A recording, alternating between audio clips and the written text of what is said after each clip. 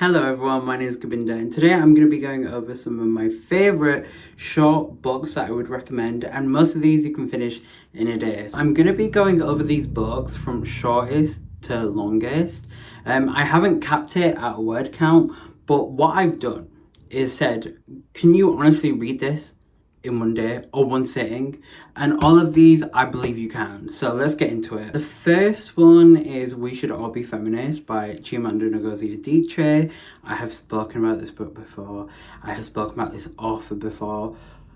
I think there's so much power in doing a TED Talk and it being so powerful that you can put it in a book, you can put it in a Beyonce song and it works. Like, literally, it's crazy. This is a really important read and literally is short. I mean, if you're not going to read the book, just listen to the TED Talk at least.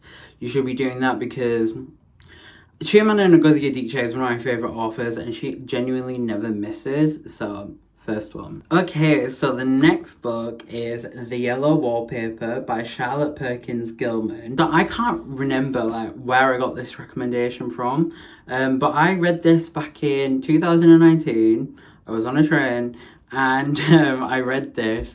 This one, wow. I don't speak about this often because it's not something that I hugely fits into recommendations that I do here, but you need to read this. This one is so important. It really gives you a good lens of what the perception of mental health was around this time, especially women's mental health. It's been a while, so I don't know if I'm remembering everything correctly, but this one's really interesting because Charlotte Anna Perkins, in the 19th century, she's an American woman and she's just given birth. Her husband doesn't understand her mental place after giving birth, and a lot of the time, especially with women at this time when they were going through any mental health issue, they're just put down as this stereotype, or she's this, that, the other. And the yellow wallpaper signifies she's being locked in a room, and the yellow wallpaper is obviously the wallpaper in the room. But it's really interesting, and like I said, I might read this again, but if you're interested in Maggie Farrell, because I know she's a really popular author at the moment, she actually introduces this. But yeah, actually, no, read this. I'm going to say this to every book, but read this, definitely. Okay, so we've spoke about Mr. Seneca before. An ancient Roman Stoic philosopher has written this in the year 36. And I got this recommendation from a YouTube video. I read this a couple of times now, actually. I read this once every 2 years. The first part, which is on the shortness of life, it's broken up into different parts and letters and stuff like that. It is really everything I need, and you can see here, annotated. Maybe you can see, maybe you can't see, but it really gives you just a full perspective. And then it also gives you the lens of yes, these things are true. Seneca was writing about it back then, but it also shows you to have patience, especially with life, but not take it for granted, which is really important, at least for me. Okay, and another short story that I don't have here is the Bhagavad Gita, which is an ancient Hindu text. Now, I saw this on TikTok and places like that. I grew up Sikh, but with strong Hindu influences. My mum grew up in a village where there was Hindus, Muslims, Sikhs, Christians. So she kind of got a full respect and perspective of different religions. So literally here on my altar, as you might say, I've got Buddha, I've got my crystals, I've got all my Sikh stuff. I've got a statue of Apollo and Aphrodite and Ganesh. We were just brought up to respect all religions, and all religions are valid. I read the Bhagavad Gita in December 2024, so not too long ago, and I think I kind of rushed it, so I really do want to read it again. It is a conversation between the Lord Krishna and Arjuna, who's this king/warrior, and he's going to battle with his family, and he's this is too much, I don't want to do this. And Krishna teaches him so much about that, but also about life. And yeah, it's cool. It is literally a conversation. And I remember listening to the audiobook actually. It is a short story, but I had like credits or hours on Spotify, and I missed my train. It was New Year's, it was great. So I would recommend that as well. If you're like a deep philosophical person, on the shortness of life and the Bhagavad Gita, definitely. If you're like wanting to understand like a lot more about the female perspective and what that is like, if you really want to be a feminist, like if you want to stand on that business, you need to read The Yellow Wallpaper and We Should All Be Feminists. Okay, so the next two books that I'd recommend are two of my favourite William Shakespeare plays, which are Macbeth and Romeo and Juliet. You wouldn't think it, but I love me some Shakespeare, and I love the plays as well. It is sometimes good to have a different format in reading, so like a lot of the time we're used to reading prose where it's like a normal book, but it is fun to like read a play because for me it kind of makes it camp.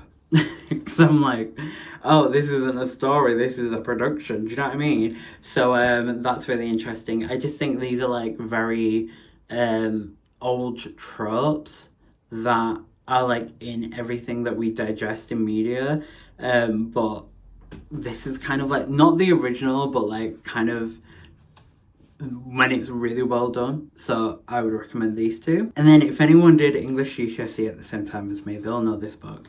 And that book is Of Mice and Men by John Steinbeck. I'm not gonna lie, even if I read this right here, right now, I would still love it as much as I do back in year 10 or 11 reading it. The foreshadowing, just like a lot of like the techniques used were annoying to learn about at that time, but are actually really fun. Like I love foreshadowing. The Hunger Games, foreshadowing down, John Steinbeck, Of Mice and Men, foreshadowing left, right and centre. There are definitely like some triggers, and it is something I don't know if I'd reread ever. Maybe when I'm really old, but not now. But if you've not read this and you want to get into some classics, because this is like a modern day American classic, definitely pick this one up. Okay, so the next book is Wait by Jeanette Winterson. So let me set the scene. So third year of the uni for me, I went on tour. Now you might be thinking, Govinda, you can't sing.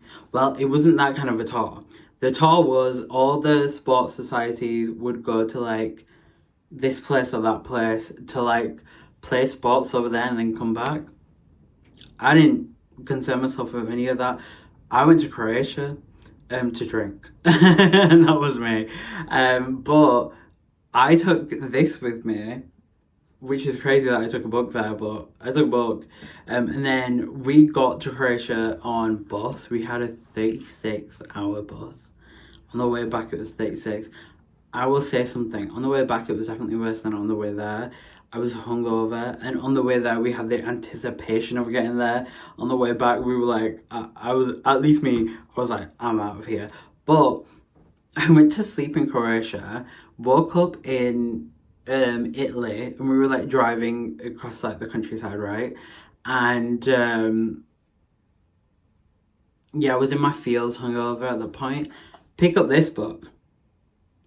Crying, sobbing. I text my family and I'm like, Italy's so beautiful, we need to come here. Made them go on the family vacation in Italy. That was my present for graduating. This one, it is made, it's like an anthology from what I remember. So it kind of looks at way in the perspective of different stories. So the reason why I'm looking to the distance, because I'm thinking, right? So like, the first short story in this is about Atlas, who is famous Greek. If you love Greek stuff, get into it. Famous Greek old story about Atlas, who is punished, so he carries the world on his back. That one I ate up. Right? I think I took a picture of like some of the pages being like, oh, this is really beautiful. The second one is about the dog they launched into space. And that made me cry. Because how lonely for a dog. How crazy, first of all, that not only they sent a dog up there, but he knew he was going to die. Well, I think it's a girl, they knew they were going to die. they just sent a dog up there, and that's harsh actually. That speaks on like how cruel humans can be for their self-progression. Crazy, mad. But yeah, I read that, and probably looking back, I shouldn't be reading this hungover, but guess what? I did. The next one is Swimming in the Dark. I got this gifted. I read this. It's about a queer love story in Poland. And that's all I remember. Like, obviously it's like Forbidden Lovers, but I don't really remember anything else. But I gave this a good rating, so I'm getting to it, I guess. Okay, so this book, I actually attribute a lot of my reading with this book. And you can tell I read it because you can see all the little scuffs.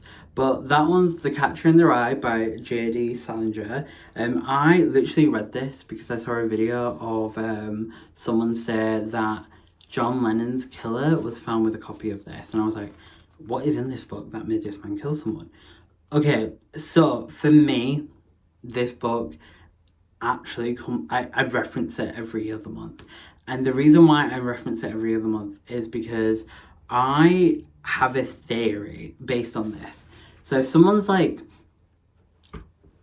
likes the main character, something Crawfield, I say, oh, they've got Catcher in the Rye syndrome, because there are certain people in life that go around life that think that they are the best person ever, that if they were in charge of the world would be okay. Like, they'll look at situations and be like, if everyone did what I said they should do, then everything would be okay.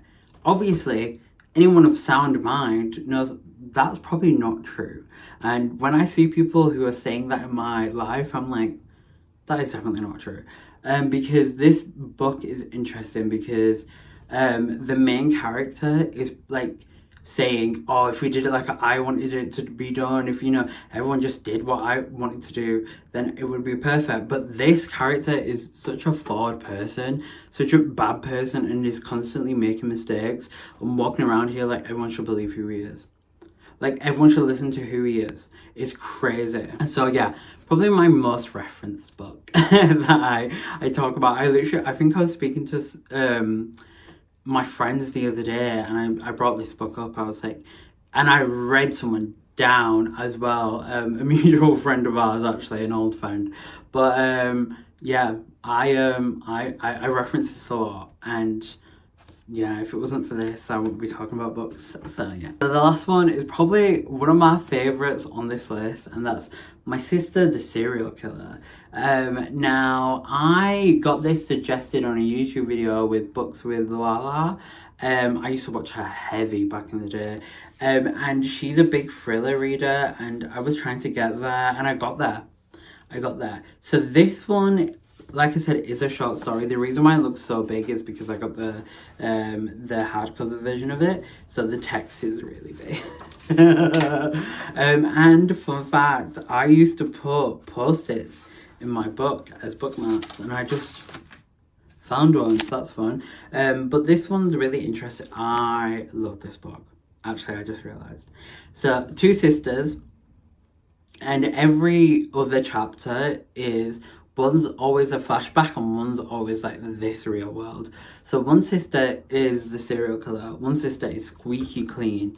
She's like a nurse from what I remember. She's like, my sister is literally the epitome of a black widow. She gets with guys and falls in love real fast. And then when it goes wrong, she kills them.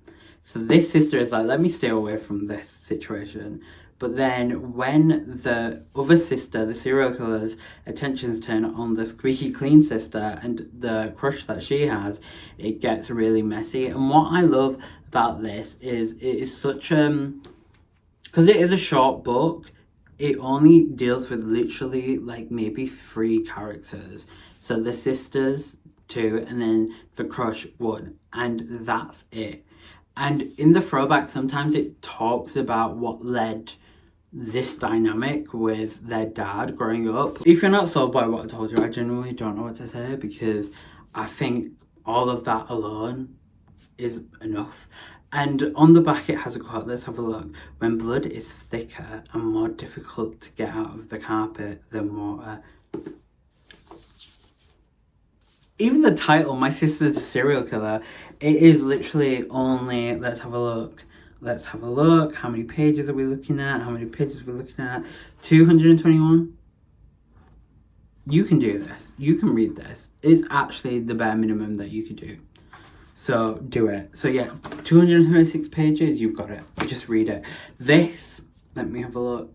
This is, like, out of the fiction books, this is the one. And sometimes I'll think about it and I'm like, shall I just read it again? So maybe I will just read it again this year. So yeah, I hope you guys like this video.